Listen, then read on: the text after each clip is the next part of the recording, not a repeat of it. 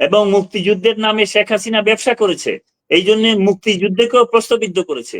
BNP তো নির্বাচনে যাবে, নির্বাচনে গেলে ক্ষমতায় যাওয়ার একটা সম্ভাবনা আছে। তার এপিএস যদি 311 কোটি টাকা চুরি করে, তাহলে উপদেষ্টা কত কি করেছেন?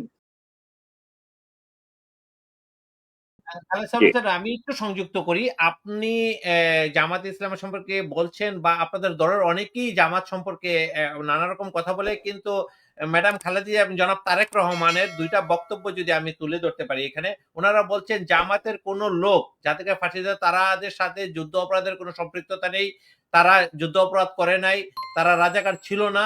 এই বক্তব্য কিন্তু তারেক রহমানও দিয়েছেন, ম্যাডাম খালেদা দিয়েছেন যে জামাতের এদের সাথে কোনো যুদ্ধ অপরাধের সম্পর্ক নাই, এরা নিষ্পাপ। এটা এটা আমান ভাই, আপনি যে এই কথাটা বক্তব্য বলতেছেন, তারেক রহমান এবং এটা ম্যাডাম খালেদা জিয়ার। এটা কিছু মানুষ সম্পর্কে আমাদের বলা ছিল, বাট হ্যাঁ আপনি হ্যাঁ, মানে বলেন, নামগুলো গোলাম আজম মানে যে সাহেব, যাদেরকে ফাঁসি গোলাম দেওয়া হচ্ছে আজম কি তাদের সম্পর্কে বলা মুক্তিযুদ্ধের হচ্ছে। বিরোধিতা করেন নাই? গোলাম আজম সাহেব মুক্তির বিরোধী ছিলেন তো, নাকি উনি এটাও তো উনিও কি দেশপ্রেমী? না না, আমি বলছি যে মানে যাদেরকে ফাঁসি দেওয়া হয়েছে তাদের ব্যাপারে ম্যাডাম খালেদা জিয়া পার্টির এবং মধ্যে জনাব তারেক অনেকেই রহমান স্পষ্ট বিচারটা কথা দিয়েছে। সঠিকভাবে পরিচালিত হয় নাই বলেই তো শেখ হাসিনা প্রশ্নবিদ্ধ হয়েছে, এবং মুক্তিযুদ্ধের নামে শেখ হাসিনা ব্যবসা করেছে, এই জন্য মুক্তিযুদ্ধকেও প্রশ্নবিদ্ধ করেছে। এই জন্য মুক্তিযুদ্ধকে কেউ অস্বীকার করবে, এটাকে কেউ বলবে যে এটা একটা গ্যাঞ্জাম হয়েছিল, এটা মুসলমানরা ভুল করে যুদ্ধে গেছে, এই যুদ্ধটা সঠিক হয় না, এই কথা বললে কি মানা যাবে? আপনি অবশ্যই বলেন। আমরা এই অবশ্যই। জন্য জামাত এই কাজটা করেছে 5ই আগস্টের পরে, আমরা এই জন্য তাদের সমালোচনা করেছি। এই জন্য ওই ভাইকে বলতে চাই যে আমরা যেহেতু অনেক বড় দল, আমাদের কর্মী সমর্থকও বেশি, এখন আফসারি ভাই বলতেছে কমতেছে, ওনারা আসলে কি কমার জন্যই নির্বাচনটা কি পিছাচ্ছে কিনা আল্লাহ মাহবুব জানে। যে আরো কমতে কমতে আমরা যখন ভাইয়ের পার্টির সমান হয়ে যাব, কিংবা আম জনতা দলের মতো হব, তখন কি আপনি ইলেকশন দিবেন? যাক, আমি ভাইকে আমি অ্যাভয়েড করে কথা বলতেছি না, আমি চাই যে ভাইয়ের এই সংস্কার পার্টি একদিন আন্দোলন করতে করতে ওনারা এই রাষ্ট্রের ক্ষমতায় যাক, যেহেতু বাংলাদেশের মানুষ সংস্কার চায়, আমি ওনাকে প্রধানমন্ত্রী হিসাবে দেখতে চাই। এতটুকু পর্যন্ত আমি আশাবাদী।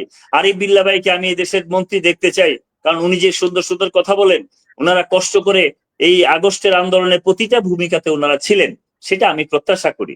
বাট এখন বিএনপি তো নির্বাচনে যাবে, নির্বাচনে গেলে ক্ষমতায় যাওয়ার একটা সম্ভাবনা আছে, যদিও বা আফসারি ভাইরা এবং যারা আছেন ওনারা চাচ্ছেন না যে নির্বাচনটা তাড়াতাড়ি হইলে পরিবর্তন হোক, এই বিষয়টা মনে ওনারা চাচ্ছে আর একটু সময় যাক, এই সময় যাইতে যাইতে যাতে আমরা আরো একটু দুর্বল হই যাক, আমি এই প্রসঙ্গে যাব না। তবে আপনি ঐক্যমতটা কাদের সাথে হবে? ঐক্যমত তো আপনি নিতে হবে যারা নির্বাচনে গেলে ক্ষমতায় যাইতে পারে, কিংবা বাংলাদেশের মানুষের ভোট পাইতে পারে, ভোটের কাছাকাছি যাইতে পারে। এখন আপনি যদি রেডি না হয়ে থাকেন, যেমন এনসিপি, যেটা ডক্টর ইনু সাহেবের পার্টি, ওই দলটা সরকারি দল, ইনু সাহেবের সব কিছু নিয়ে ওনারা বেঁচে আছেন। ওনারা, আফসারি ভাই একটু আগে বললেন যে 311 কোটি টাকার দুর্নীতি করেছে, এটা দুদকে ঘোরাফেরা করছে। আমি ভাইকে জিজ্ঞেস করি যে তার এপিএস যদি 311 কোটি টাকা চুরি করে, তাহলে উপদেষ্টা কত কি করেছেন? আমি কি না, এটা জবাব চাইতে ওটা পারি না? ওটা চুরি তো ওনার কি আমি প্রমাণিত বিচার নয়। চাইতে মানে পারি না?